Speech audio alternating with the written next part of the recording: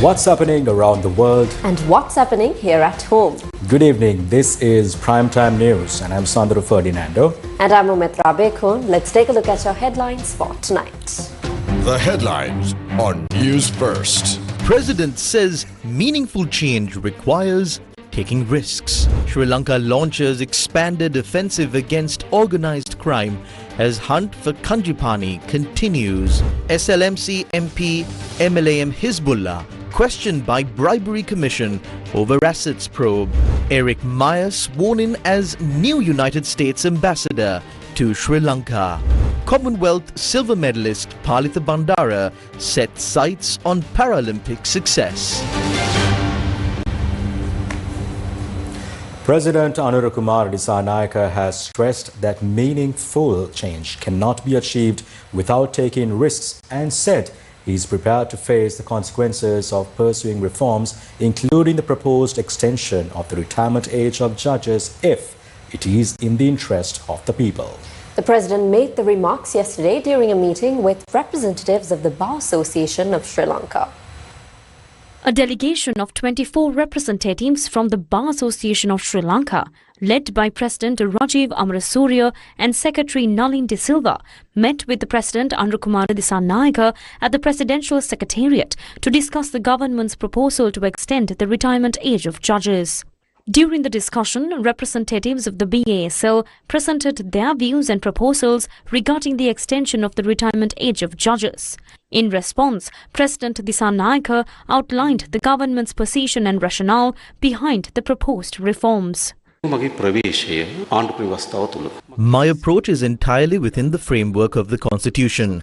I will never use my executive powers or any authority available to us beyond what is permitted by the Constitution. Mr. Rupul also spoke about the risks involved.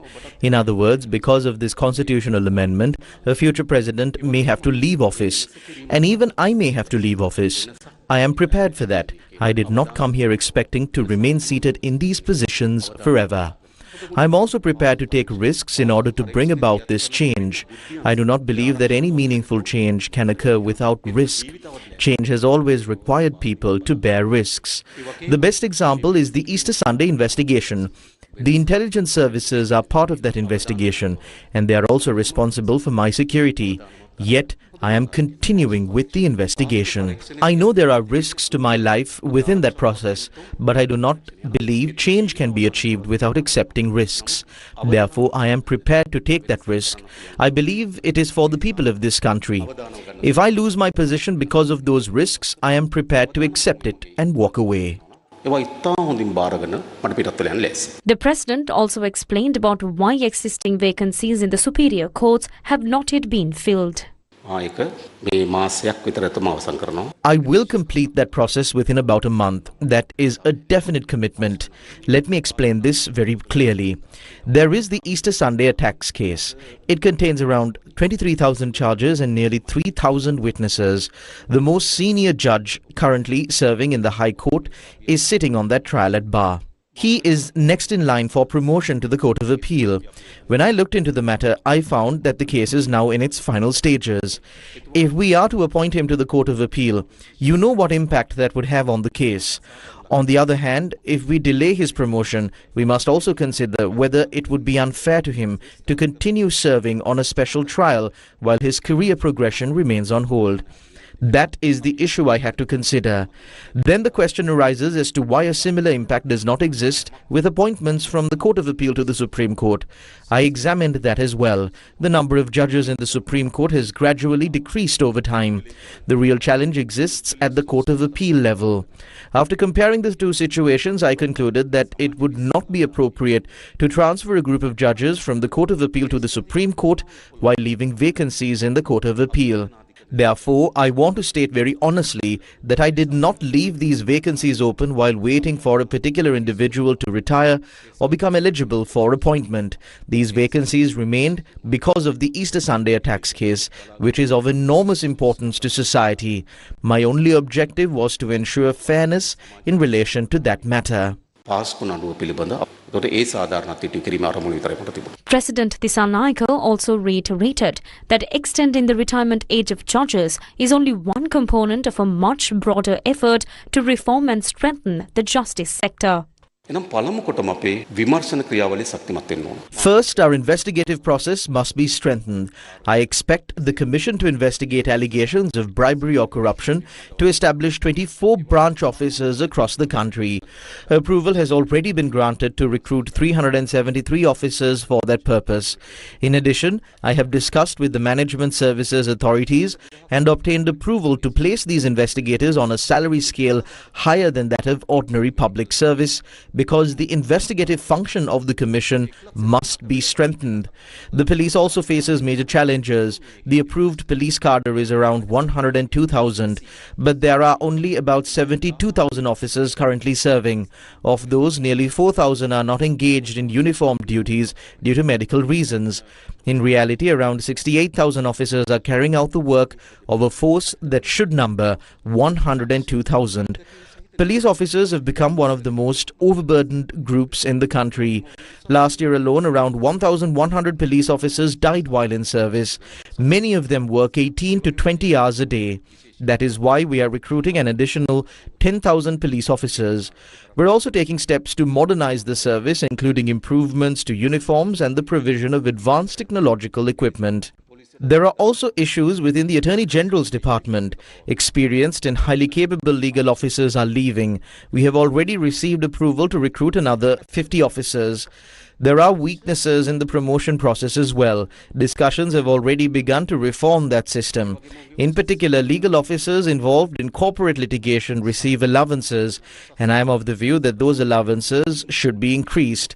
Without providing competitive remuneration, it will be difficult to attract and retain high-quality legal officers within the Attorney General's department. The President responded to the question on whether extending the retirement age of judges would genuinely help to expedite court proceedings. There is already a constitutional provision allowing the Court of Appeal to sit at provincial level. At present, the Court of Appeal operates centrally, but it can also function in the provinces. To facilitate that, we have proposed increasing the number of judges by 4. A large number of cases have accumulated in the high courts. We have identified around 10 districts and approximately 11 locations where major new courthouses need to be constructed. If we are to build 11 new high courts, we must also increase the number of high court judges.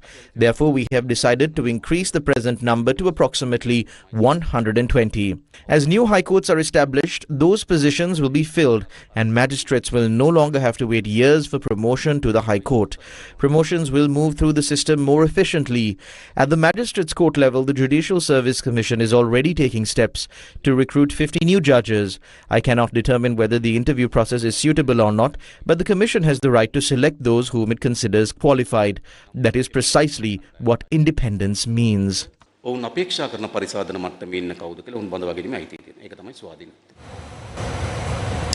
President of the Bar Association of Sri Lanka, Rajiv Amrasurya, says the association is prepared to take all possible measures within its mandate to prevent the proposed extension of the retirement age of judges. He made the remarks after meeting representatives of the All Ceylon Jamiatul Ulama today.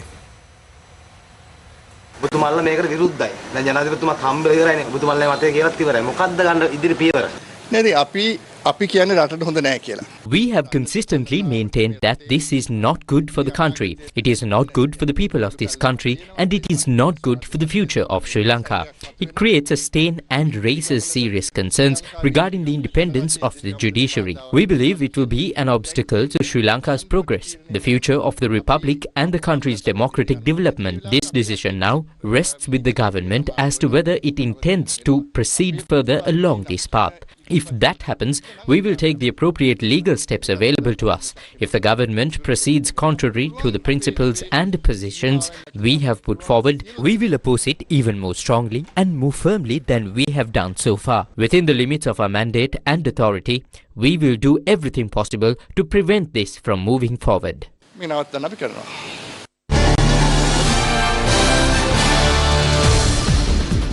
The proposal to extend the retirement age of judges is facing opposition not only from segments of the legal community but also from several major political parties. Alongside the president of the Bar Association of Sri Lanka, Rajiv Amarasuriya, and other critics of the proposal, political parties including Samagi Janabalawega, Sri Lanka Podujana Peramuna and the Sri Lanka Freedom Party have also expressed concerns over the government's planned constitutional amendment. This is the viewpoint of the SJB. A severe economic crisis continues to develop within the country, making it increasingly difficult for people to survive. As a result, more and more citizens are being pushed into poverty. When we examine the poverty line indicators for June, it becomes clear just how much the cost of living has risen. At a time when the country's economy is struggling, the government has shifted public attention towards the 22nd Amendment. The French Bar Association, some of the world's oldest bar associations, and even the United Nations Special Rapporteur have all urged the government not to proceed with this process.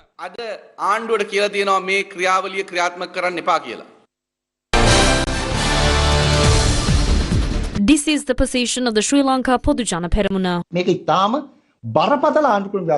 This is an extremely serious constitutional amendment. The constitution, which serves as the supreme law of Sri Lanka and remains the foundation of our legal system, is now 48 years old. For the first time, President Andrukumara Dissanayake and the National People's Power, driven by what we believe to be a dangerous political agenda, are attempting to intervene in Article 107(5), a provision that falls under the chapter safeguarding the independence of the judiciary. The President and the government are marking 2 years in office. However, we believe the fundamental objective of this government is to alter the constitutional structure of Sri Lanka's democratic socialist republic and move the country towards a one-party political model, similar to the North Korean system.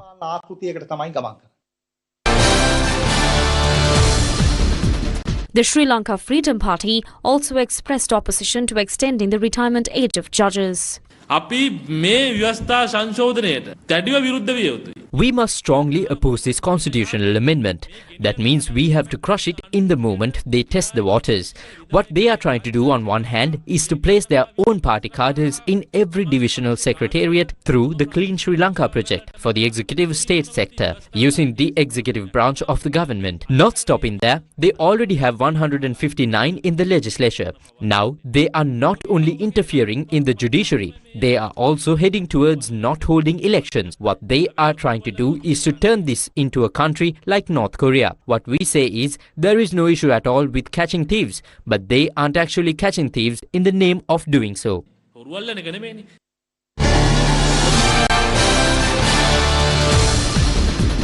Minister of Health and Mass Media Dr. Nalinda Jayatissa responded. Our objective is to accelerate court proceedings and provide relief to the people. This was clearly indicated in the mandate we received from the public. During both the 2024 presidential election and the general election, we told the public of this country that we would take steps to conclude these long pending cases and provide meaningful relief. People must be able to see that justice and fairness are being delivered. A wide range of reforms are currently being implemented within this sector, extending the retirement age of all judges, numbering around 400 by 2 years, is only one component of that broader reform process. Therefore, this is a measure aimed at meeting the needs of the people. These actions are being carried out in accordance with the provisions of the Constitution. Anyone has the right to challenge this before the Supreme Court. I believe that some individuals will most likely do so. The Supreme Court will then determine how this constitutional amendment and the related legislative amendments should proceed. Thereafter, Parliament will act in accordance with that determination. A media briefing on the progress of the nationwide mission to eradicate narcotics was held in Colombo today with the participation of police and Tri-Forces spokespersons.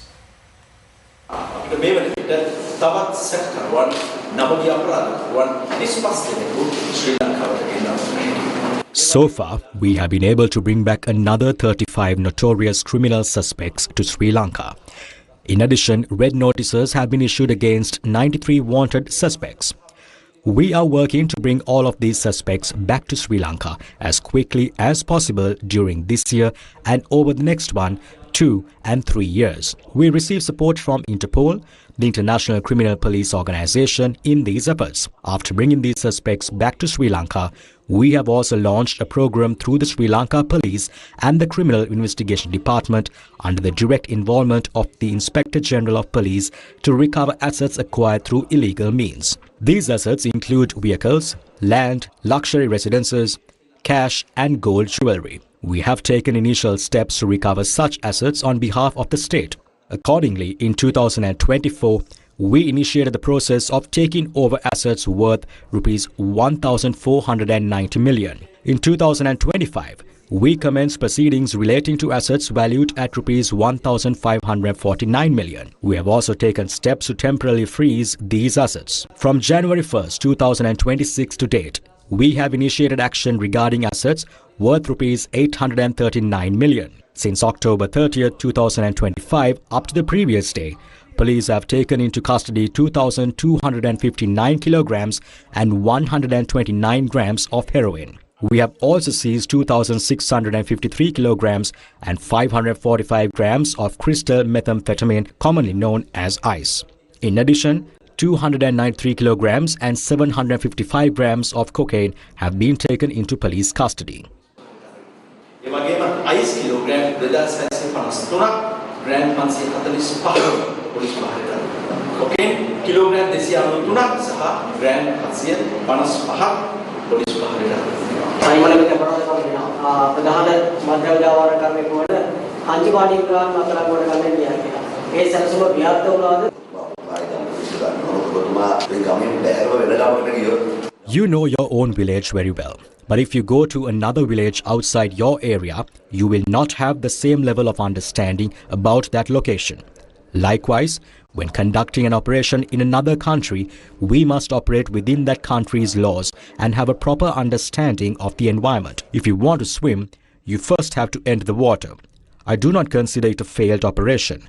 I consider it a successful operation. We have already entered the water.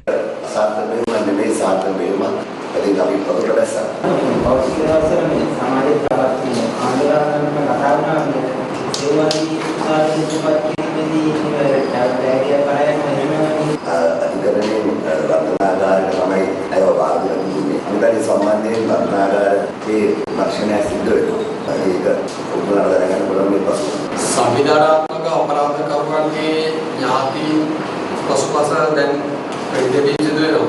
දැන් අපි දැක්කා ඊටද මාලිගාවත් පැත්තේ ඒ වගේ කෙනෙක් ඒ වගේ මීරාත්‍රි කෙනෙක් අම්මා කෙනෙක් මේ ගැන කන්ට්‍රෝල් කරගන්න දෙන්නේ.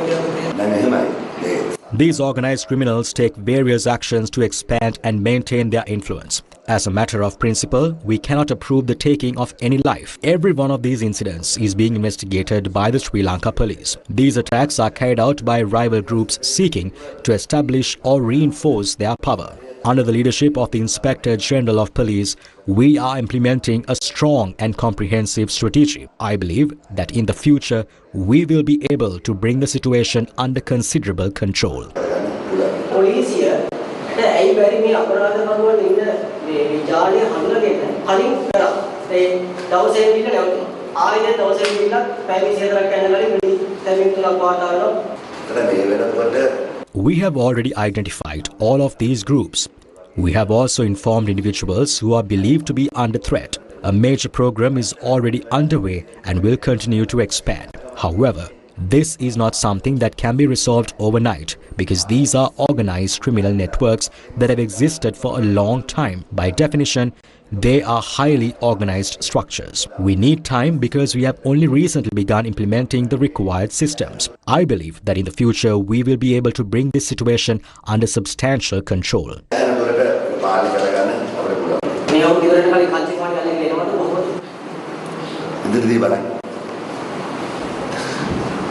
The Sri Lanka Army's primary objective in this operation is to gather intelligence on everyone connected to narcotics networks. We are utilizing all of our domestic and international intelligence networks for this purpose. As a result of these efforts and through joint operations conducted with the Sri Lanka Police and the Special Task Force, we have been able to seize narcotics valued at approximately rupees 9.33 billion and hand them over to the police for legal proceedings.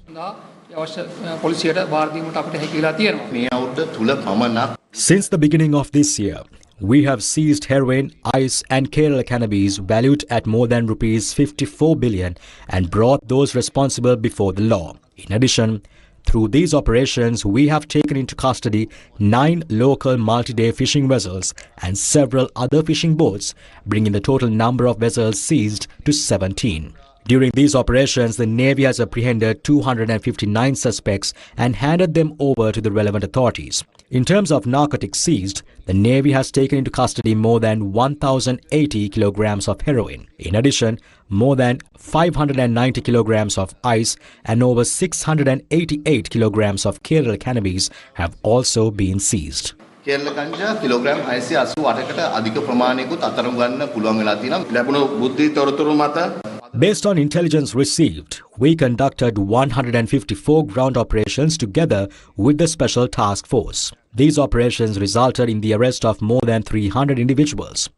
We also identified locations involved in illegal activities, particularly cannabis cultivation sites covering more than 22 acres, and worked with the Special Task Force to destroy them. Moving forward, we intend to further expand these operations in collaboration with the Navy, Army, Police and the Special Task Force. We have already launched a coordinated operation targeting narcotics and criminal activities that specifically affect school children and young people. Meanwhile, police suspect that the murder of the mother of infamous organized criminal Bako Saman was carried out by the faction of Karandeniya Sudha, who is currently hiding abroad as a retaliation for the murder of Gane Mulla Sanjeeva. The shooting was carried out last evening at the Padalangala Gedara in Ulhitiava Middeniya by 2 unidentified gunmen using a 9mm firearm.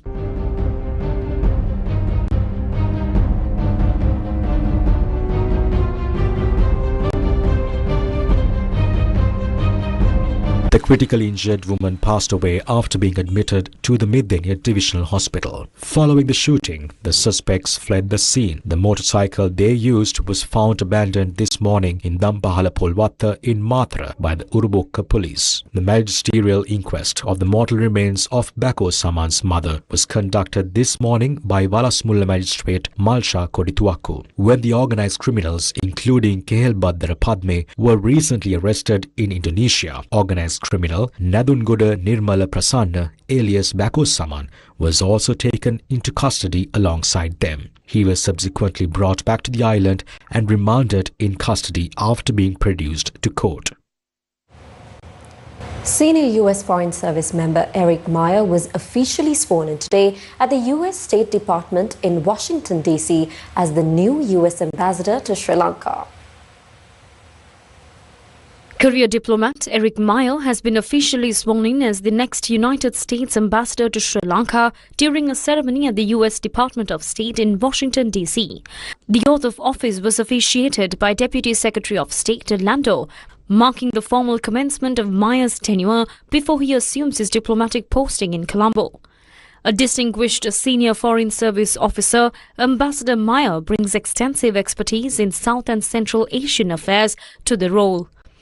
Most recently, he served as the senior bureau official for the State Department's Bureau of South and Central Asian Affairs, where he played a key role in directing U.S. regional policy and engagement. Following the swearing-in ceremony, the Bureau of South and Central Asian Affairs publicly congratulated Ambassador Meyer, highlighting his deep regional experience and wishing him great success in his new role in Sri Lanka. The U.S. Embassy in Sri Lanka also warmly welcomed the appointment on behalf of its entire team, expressing enthusiasm for working under Ambassador Meyer's leadership. Posting on X, embassy officials reiterated their commitment to expanding bilateral collaboration, aiming to deepen the partnership between the United States and Sri Lanka, while advancing key shared interests and strategic priorities.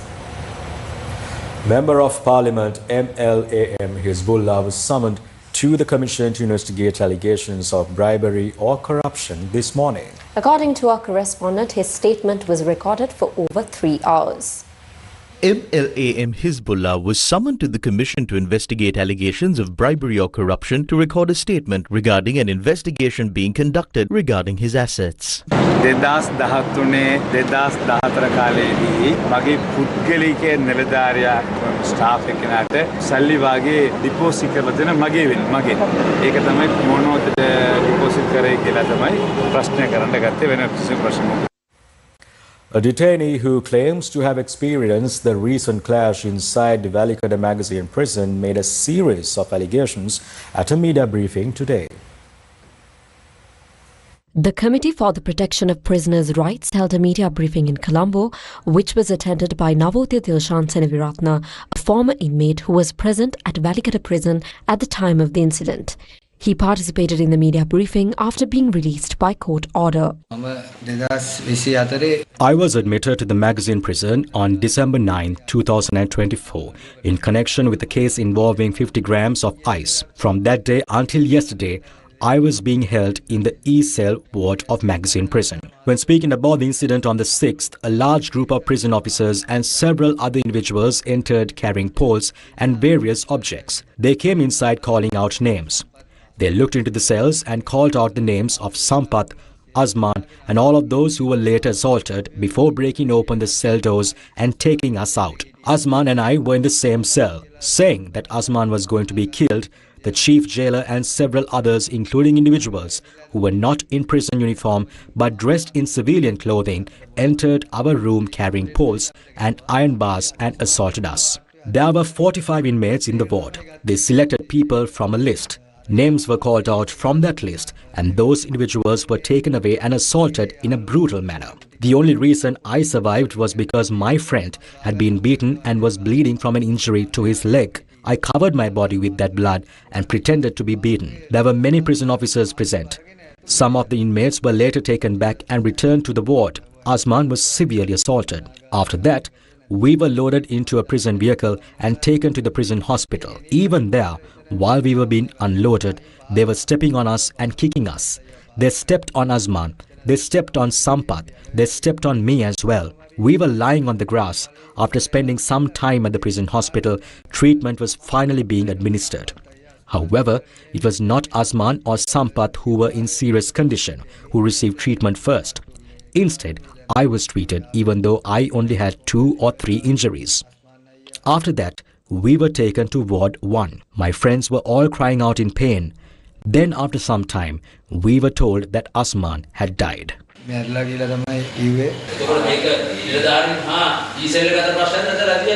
අපේ ඉසෙල් එකේ 11 දෙනයි යතන ඉන්නේ. ඔය 11 දෙනෙක්ට තමයි ගැහුවේ. අනිත් අය මම දැක්කා දෙන්න තුනක් ගන්නවා අරගෙන ආපහු වාට්ටු ඒගොල්ලන්ව දැම්මනේ. අපිව ගත්තෙම සෙල් වලට ඇවිල්ලා ගහලාමයි. ඔය ඒකට දැන් සාමාන්‍ය සෙල් වහන්නේ කියලා. They are usually locked at 5:30 p.m. Azman was the room leader in our ward. He was effectively responsible for overseeing the ward. Because there were Chinese inmates residing in that section, his room was generally locked at around 8:30 p.m. Otherwise, there were occasions when rooms remained open for longer periods. අරගෙන ඉන්න අවස්ථා තියෙනවා. ඒක මහත්තුරුත් එක ආරවුලක් තිබුණේ නැහැ. නෑ සමහර මහත්තුරු අපිට ෆිට් එකේ හිටු මහත්තුරුත් ආව උතන නම් ගම් කියාගෙන අපිට ගන්න. Newsfirst sought a response from the Department of Prisons regarding the allegations levelled by Navotya Dilshan Senaviratna. Prisons Department spokesman Senakapalle Thanna stated that as court proceedings relating to the incident are currently underway, the department is unable to comment on the allegations at this stage. The spokesman further stated that an internal investigation is also being conducted into the incident. Weather first. Fairly heavy rain and strong winds are heading for Sabaragamuwa and the central hills in Sri Lanka tomorrow. To bring us more details on the weather, we are now joined by Onelka Amaratunga. Yes, thank you, Sandaru and Omitra. Now, intermittent showers or thunder showers are expected across the western, Sabaragamuwa and northwestern provinces, as well as in the Kandy, Nuwara, Galle and Mathura districts. Now, fairly heavy rainfall above 50 millimeters may occur at some places in the Sabaragamu province and the Kandy and Norelia districts. Showers or thunder showers may occur at a few places in the Uva province and the Ampara and Batiklo districts after 2 p.m. Strong winds ranging between 30 to 40 kilometers per hour can be expected intermittently in the north central, northwestern and southern provinces.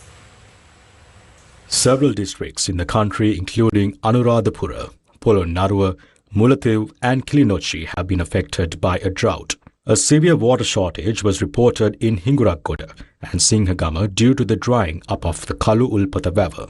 While fishermen have been affected, around 50 acres of paddy fields, which were planted about 60 days ago, have also dried up. Our correspondent said that people engaged in dairy farming around the Kalu Ulpata River are also experiencing severe hardships. Numerous brinjal and chili cultivations in the Mihintale, Alappankulama area have been abandoned due to the lack of water. It is reported that the water levels in both the Kapathvilgama River and the Alappankulama Alut River are drying up. The water levels in both major and minor reservoirs across the Anuradhapura district are dropping rapidly. The Ram River, Polagavilla River, Sandamalgamanika River and Palakumbura River have also completely dried up. Weather first. The Department of Census and Statistics says Sri Lanka's official poverty line rose to Rs 17,592 in June, marking an increase of Rs 277 from the previous month.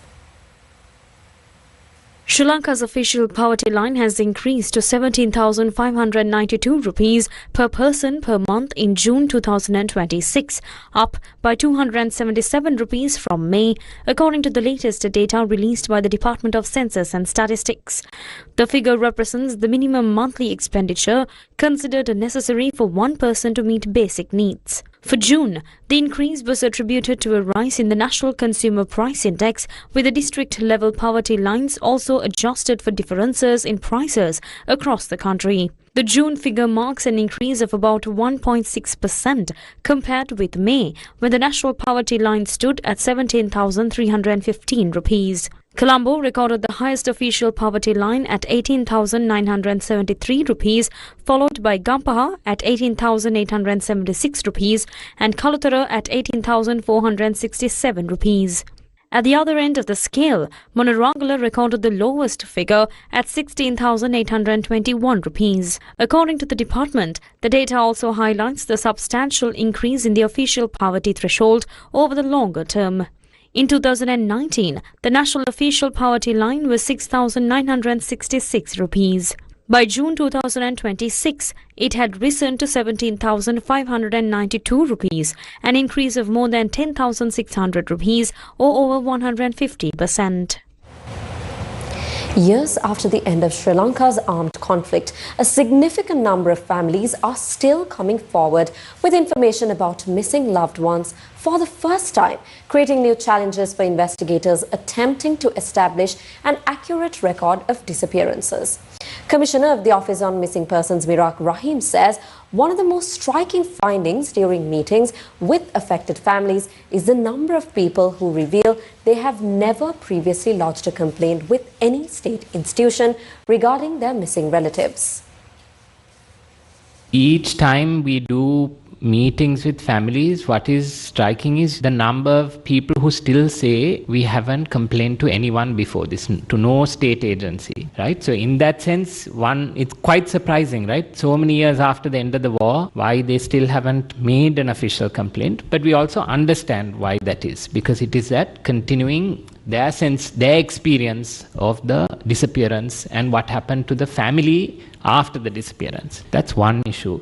Second is, now, when the OMP was set up, it already got a list of files from the previous president, Maithripala Sirisena. So that was around, I think, 23,000 or something. And from that, we double-checked the duplicates. Then in addition, the OMP started writing to different state agencies requesting information. It wrote to the police, it wrote to the Triforces, it wrote to our civil society agencies to send official records, etc. on. Now the problem is that when people sometimes give a list, there are gaps in the list, including no date of birth, no date of incident. So we have lists of people, but there really is no information to corroborate.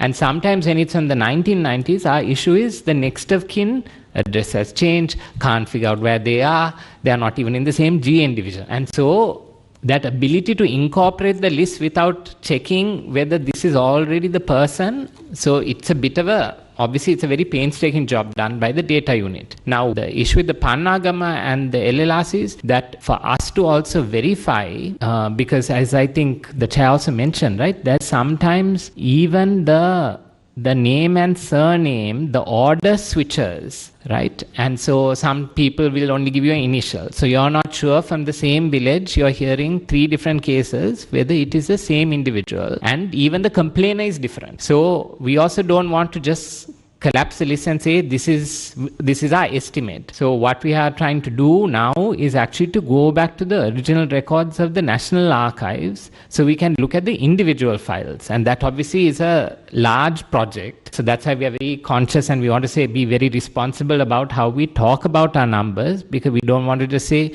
we have now 16,000 and Pannagama has 9,000, so we think this name matches this name. We don't want to do that. We are trying to do this also conscious of the fact that as not just the OMP, as the state of Sri Lanka, as a society of Sri Lanka, we owe it to try and as much as possible, try and locate those families. Even one of the problems we are facing now when we are doing inquiries is some of the original complainants who wrote to us, we are finding it difficult to contact them. So sometimes these are the actual practical challenges of trying to develop a list. The Embassy of the Republic of Indonesia in Colombo officially opened the doors to the brand new Indonesia Cultural Center in Colombo yesterday. The Embassy of the Republic of Indonesia in Colombo inaugurated the new Indonesia Cultural Center, marking a significant milestone in cultural cooperation and people-to-people relations between the two nations. The launch event welcomed diplomats, educators and artists to celebrate a shared vision of friendship and artistic exchange. In today's rapidly changing world, cultural diplomacy is more important than ever. Diplomacy doesn't take place only in meeting rooms and conference halls. It also takes place through music, dance, literature, cuisine, handicrafts, film, education, language, and the simple human experience of sharing stories. Culture allows us to understand one another, not only as a government and nations, but as human beings. And this is precisely the spirit behind the establishment of the Indonesia Culture Center. This center is intended to become a home for Indonesian culture in Sri Lanka. Indonesia and Sri Lanka already enjoy close and cordial relations. Our bilateral cooperation continues to expand across a wide range of areas, including trade and investment, maritime cooperation, education, tourism, religious affairs, and culture. Yet, strong bilateral relations ultimately depend on connection between our peoples. This is why we believe that cultural diplomacy can play an important role in bringing our two countries even closer together. The establishment of the Indonesian Cultural Center is a commendable initiative and an important expression of Indonesia's commitment to cultural diplomacy.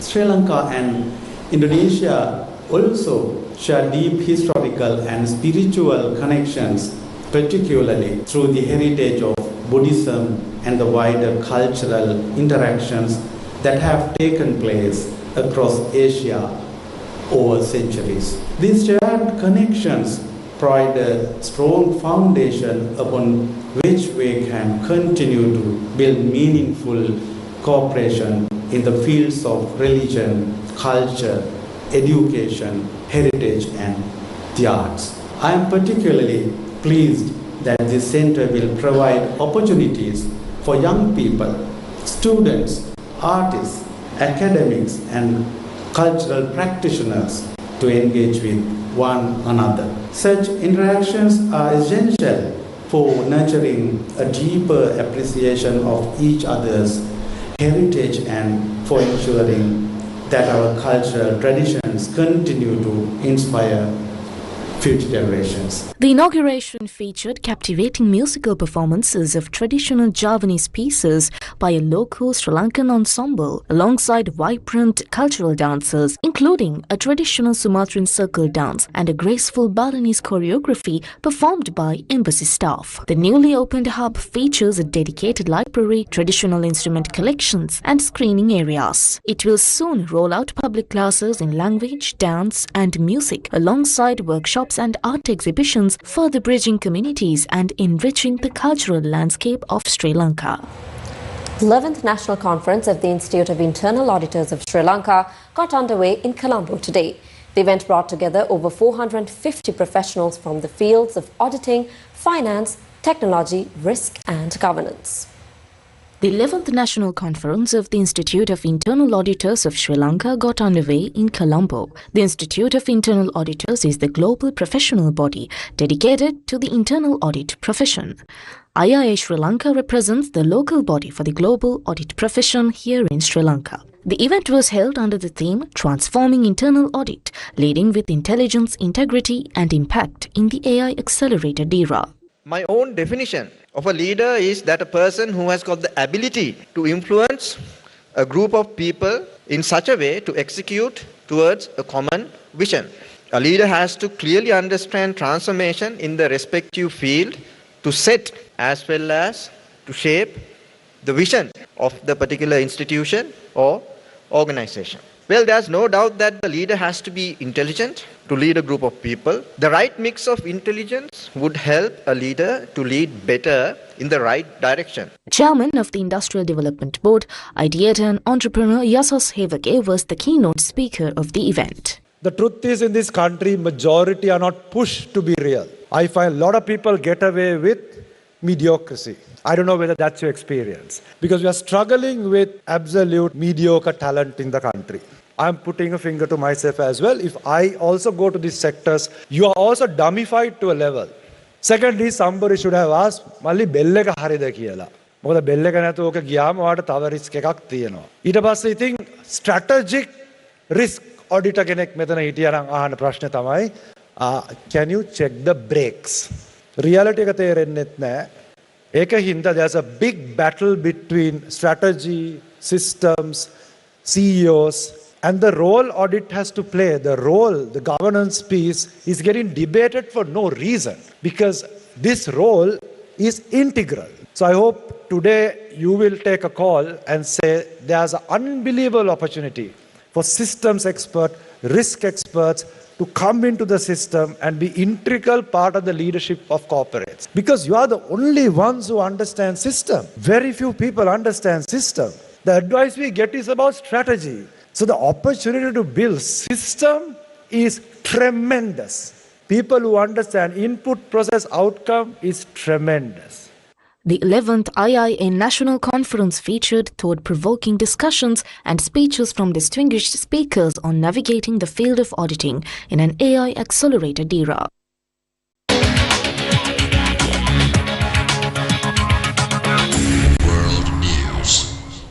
President Vladimir Putin said Moscow would retaliate in kind if European countries carried out plans to seize Russian commercial vessels, describing the proposed measures as piracy and robbery. Charlene Benedict brings us the latest. Charlene? Thank you, Sanduru and Omitra. Now, the warning from Russian President Vladimir Putin follows the European Union's adoption in July of a mechanism allowing member states to confiscate and sell Russian oil carried aboard shadow fleet vessels, attempting to evade the bloc's sanctions. Now, the measure introduced as part of EU's 21st sanctions package also covers grain cargoes.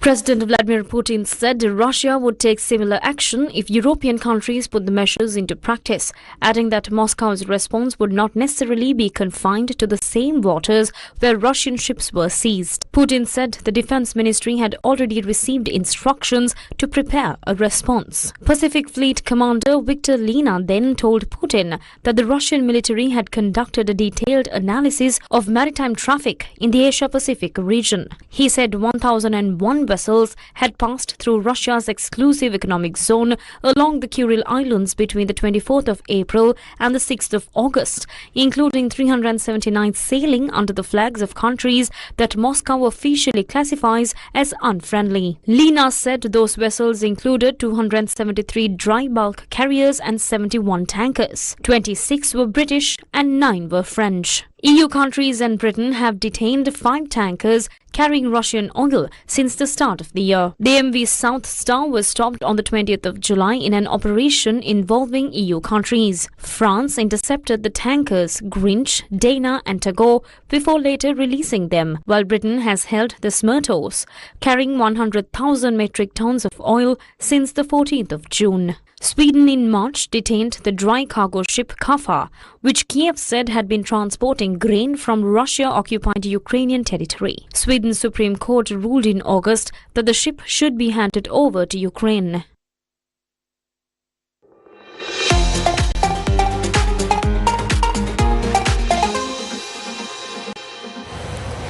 Every athlete dreams of standing on the podium. Some get there once, very few do it twice.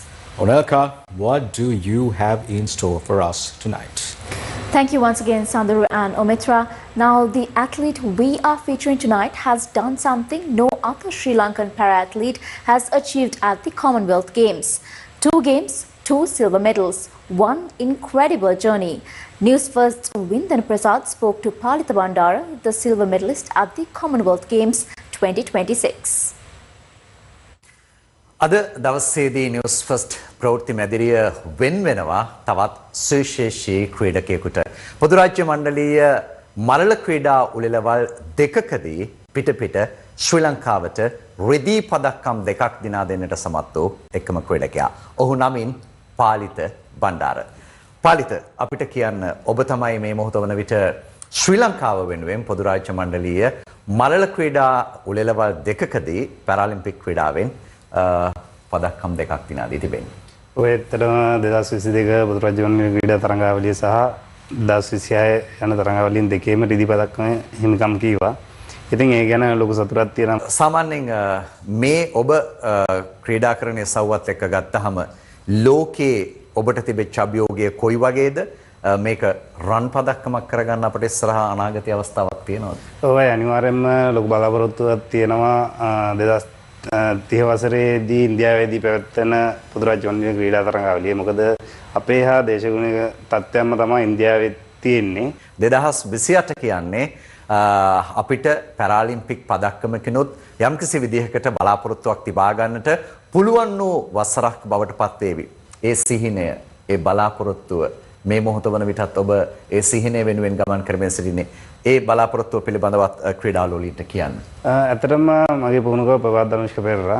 ඉතින් එතුමා මට මීට කලින් හොඳ විසිකිරීම් සම්බන්ධව ජාතික තරඟාවලි රසක පදක්කම් ලාභියෙක්. මට නැත්තේ පැරාලිම්පික් පදක්කමක් විතරයි. ඉතින් 2028 වසරේදී ලොකු බලාපොරොත්තුවක් තියෙනවා ශ්‍රී ලංකාවට පැරාලිම්පික් පදක්කමක් යගුලී විසිකිරීමේ සවුවකින් රැගෙන එන්න. හොඳයි, ඔබ ශ්‍රී ලංකා යුද හමුදාව නියෝජනය කරන්නේ මේ මොහොතේදී ඔබට අවසන් වශයෙන් ස්තුති කරන්නට හෝ යමක් කියන්නට තිබෙනවා නම් අවස්ථාව. ශ්‍රී ලංකා යුද හමුදාවට සම්බන්ධ වුනේ නැත්නම් ශ්‍රී ලංකා ජාතික ආරක්ෂක බලමුණුවට සම්බන්ධ වුනේ නැත්නම් අද පාලිත බණ්ඩාරි කියලා කෙනෙක් නැහැ. ඉතින් ඒ සියලු දෙනාටම ගොඩක් ස්තුතියි. ලංකාව වෙනුවෙන් ඒ අභිමානය එකතු කරපු අපූර්ව ක්‍රීඩකයා පාලිත බණ්ඩාර, ඔබගේ ඉදිරි ගමනට අපි සුබ පතනවා. අපි සූදානම් තවත් පදක්කම් සිහින සැදැහැ කරපු මොහොතක ඔහු සමගින් මේ වගේම කතා බහකින් එකතු වන්නට. And with that, we wrap up news for tonight. Thank you for watching. Good night.